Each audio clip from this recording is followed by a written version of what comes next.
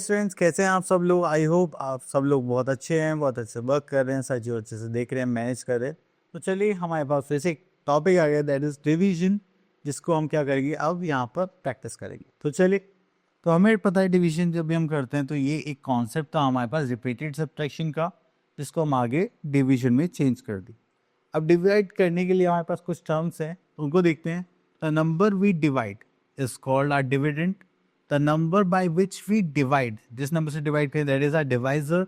And the answer obtained is called quotient. The number left over after division is called remainder. अब देखिए, हमारे पास एक format होता है जिसके अंदर हम ऐसे यहाँ पर अरेंज करते हैं। जो नंबर होता है अंदर वाला number, that is our dividend. जिस नंबर से डिवाइड करें हम बाहर लिखते हैं, that is our divisor. And जो आंसर आता है that is our quotient. And the last में ये बचता है हमारे पास ओके। तो यहाँ पे आता है relationship between the multiplication and division. तो चलिए अब यहाँ पर देखते हैं। अब 3 मल्टीप्लाई बाय 4 इक्वल्स टू कितना हो गया, 12। अगर 12 को 3 से डिवाइड करेंगे तो आपके पास आंसर क्या आ जाएगा, 4। और 12 को 4 से डिवाइड करेंगे तो आपके पास आंसर क्या आ जाएगा, 3। ठीक है, चलिए उसके बाद आता है 7 इंटू 7, सेम वही कॉन्सेप्ट। तो उसके बाद हम आगे चलते हैं। Okay, next we are having dividend equals to divided into quotient plus reminder.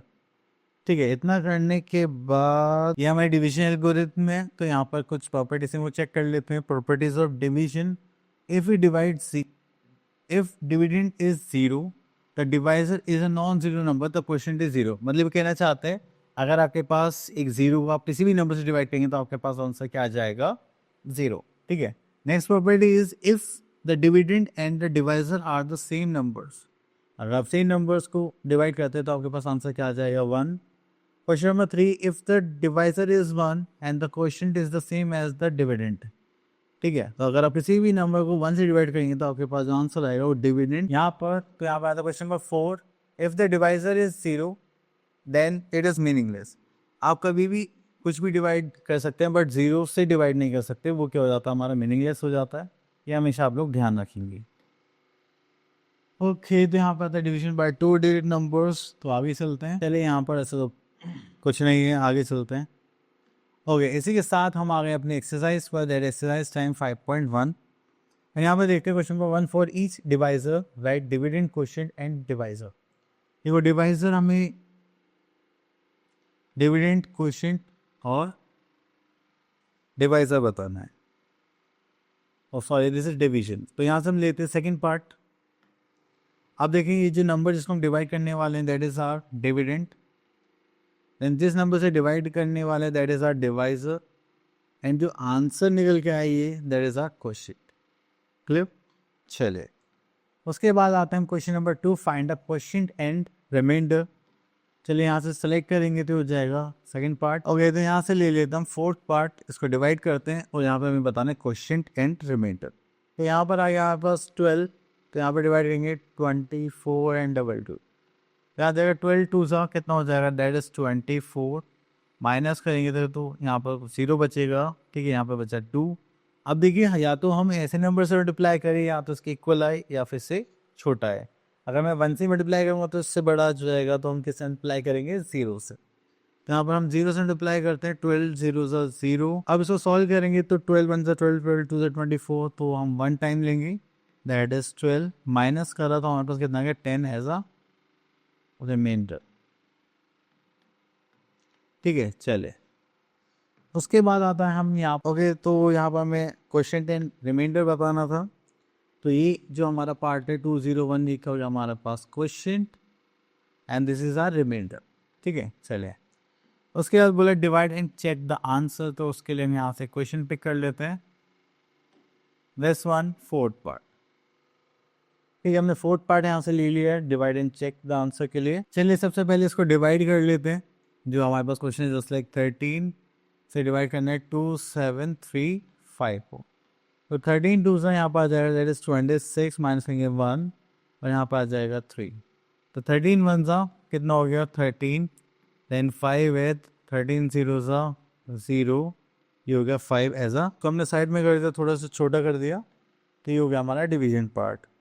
अब यहाँ पर हम डिवीजन एल्गोरिथम लिखेंगे, जस्ट लाइक डिविडेंड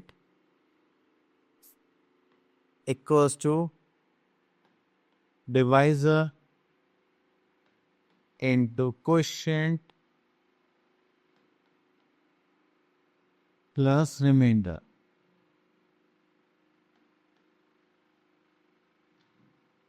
चलिए उसके बाद हम यहाँ पर आते हैं. चलिए तो यहाँ पे डिवाइजर कितना हमारे पास, जस्ट लाइक 13. क्वेश्चन कितना है हमारे पास, जस्ट लाइक 210 प्लस रिमाइंडर कितना आपके पास 5. तो चलिए डिविडेंड हमने यहाँ पे देखा था कितना था 2735.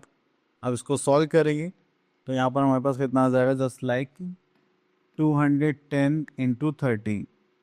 2 3 1 3 3 2 6 एंड दिस इज 21. तो ये हो जाएगा हमारे पास 2730 एंड प्लस 5. अगर आप इसको ऐड करेंगे तो हो जाएगा 2735. देखिए ये दोनों सेम है, दैट्स मीन्स हमारे पास आंसर सही आ गया है. ठीक है, चलिए इतना करने के बाद फिर हम आगे चलते हैं. तो यहाँ पर आ जाते हैं, that is question number 4. For the following multiplication right 2 division facts. Okay, तो देखिए आप इधर मल्टीप्लाई करेंगे तो 32 आ जाएगा. हम इसको ले लेते हैं. अगर 32 को आप अगर डिवाइड करेंगे 4 से तो आपके पास आंसर क्या आ जाएगा, 8. अगर 32 को 8 से डिवाइड करेंगे तो आपके पास आंसर क्या आ जाएगा, 4. तो यही हमें यहाँ लिखना है, 32 को अगर आप 4 से डिवाइड करेंगे तो आपके पास आंसर क्या आ जाएगा. चलिए उसके बाद हमारे पास कुछ property type question just like किसी भी नंबर पर आप 1 से डिवाइड करेंगे तो आपके पास क्या आ जाएगा, 12. सी नंबर को सी नंबर से डिवाइड करेंगे तो आपके पास क्या आ जाएगा, 1. चलिए नेक्स्ट इज डिवीजन बाय 10 100,000. तो यहाँ पर आ गया है, अगर 125 को 10 से डिवाइड करेंगे तो हमारे पास आंसर क्या आ जाएगा. अब देखिए यहाँ पे क्वेश्चन एंड रिमाइंडर के बाद चल लेते जो 1 0 है तो ये जो 5 है वो क्या हो जाएगा आपका रिमाइंडर एंड बाकी क्या हो जाएंगे आपके क्वेश्चन. अब देखिए जैसे यहाँ पे 100 से डिवाइड करते तो लास्ट की 2 डिजिट्स जो होंगे वो क्या होंगे हमारी रिमाइंडर, बाकी बचा हुआ पार्ट क्या हो जाएगा क्वेश्चन. ठीक है, तो बस इसी टाइप से हमें यहाँ पर सॉल्व करना है. ओके देन थाउजेंड्स में भी ये. चलिए अब आ गया हमारे एक्सरसाइज दैट इज 5.2. यहाँ पे देखते हैं question number 1, complete the table. Okay तो उसका थर्ड पार्ट देखते हैं. 1500 डिवाइजर कितना 100, तो लास्ट की 2 डिजिट्स क्या हो गई हमारी remainder and the question is. चलिए हम यहाँ पे आते हैं, using short method find the question and remainder. तो यहाँ पे 100 है तो 36 क्या हो गया रिमाइंडर एंड क्वेश्चन कितना आ गया. अब आ जाता है हम अपने वर्ड प्रॉब्लम से रिलेटेड पार्ट पर. ये दे रखा है एक्सरसाइज 5.3. ओके चलिए तो यहाँ पर आ जाते हैं हम. अब देखिए जैसे कि यहाँ पर बुक्स के बने और 15 शेल्फ्स के बने तो उसमें अरेंज करे हुए हैं. देन हमसे पूछेगा if the same number of books were kept in each shelf then find the number of books in each shelf. तो हर एक शेल्फ में कितनी बुक्स होंगे. चलिए यहाँ पर देखते हैं number of books in 15 shelves equals to यहाँ पे कितना आ जाएगा 3045. ठीक है, देन उसके बाद आता है यहाँ पर number of books in each shelves. ठीक है, इसको करेंगे तो यहाँ पर आ जाएगा 3045 डिवाइडेड बाय 15. ठीक है, चलिए उसके बाद हम यहाँ पर इसको सॉल्व करेंगे तो यहाँ पर आ जाएगा 15 से डिवाइड करते हैं 3045 को. 15 2 से कितना हो जाएगा 30, देन 4 0 0, देन 45 तो यहाँ पर आ जाएगा 3, दैट इज 45. तो इसका मतलब हमारे पास नंबर ऑफ बुक्स कितनी होंगी इन ईच शेल्फ में, that is 203 books are there. Okay तो आई होप आपको ये टॉपिक भी अच्छे से क्लियर हो गया होगा. अब मिलते हैं नेक्स्ट वीडियो में, तब तक के लिए ऑल द बेस्ट.